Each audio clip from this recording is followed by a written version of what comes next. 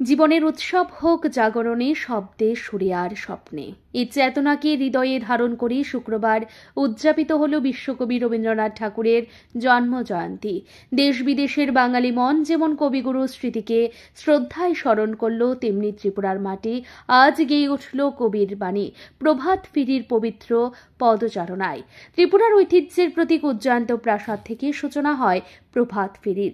রবীন্দ্র চেতনায় উদ্ভাসিত এই যাত্রা যেন হয়ে উঠল এক শব্দময় নীরব অভিব্যক্তি, যেখানে পদক্ষেপে মিশল অনুভব আর মিছিলের ঢেউ ছুঁয়ে গেল অতীতের স্বর্ণালী স্মৃতি।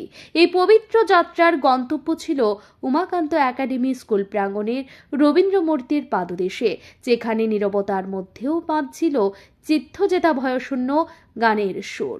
র্যালিতে অংশ নেন রাজ্যের নানা সাংস্কৃতিক সংগঠনের প্রতিনিধি, শিশু থেকে বৃদ্ধ, সবাই এক সুতোয় বাঁধা, যেন কবিগুরুর একই তারার পাঠ আজ বাস্তবের পথেই ধরা দিল।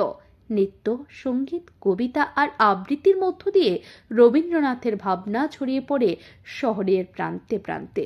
এই উপলক্ষে আয়োজক সংস্থার সভাপতি সেবক ভট্টাচার্য বলেন, আজ যখন দেশ লড়ছে নানা সন্ত্রাসবাদী শক্তির বিরুদ্ধে, তখন রবীন্দ্রনাথের স্বদেশ ভাবনা আমাদের নতুন আলোর পথ দেখায়। তাই র্যালির মূল থিম রবি ঠাকুরের স্বদেশ চিন্তা। আমরা গত বছর থেকে শুরু করেছি। এবছরের প্রভাত ফেরিটা একটা ঐতিহাসিক প্রভাত ফেরি হচ্ছে। আমরা এই বছরের প্রভাত ফেরির থিম করেছি, যেহেতু দেশ উগ্রবাদের বিরুদ্ধে লড়াই করছে, সুতরাং এই পরিপ্রেক্ষিতে রবি ঠাকুরের স্বদেশ চিন্তা এটাকে আমরা থিম করেছি। এই থিম নিয়েই আজকের প্রভাত ফেরি চলছে। এই র্যালি শুধু এক স্মৃতিচারণ নয়, বরং কবিগুরুর আদর্শে নতুন করে জেগে ওঠা, যেখানে মিছিলের পা পড়েছে ঠিক হৃদয়ের গভীরতাতেই, আর প্রতিটি মুখে ছিল শান্তির বাণী, সম্মিলনের আহ্বান। ত্রিপুরার আকাশ আজ যেন একটু বেশি নীল, বাতাসে ভাসছে কবিতার ঘ্রাণ।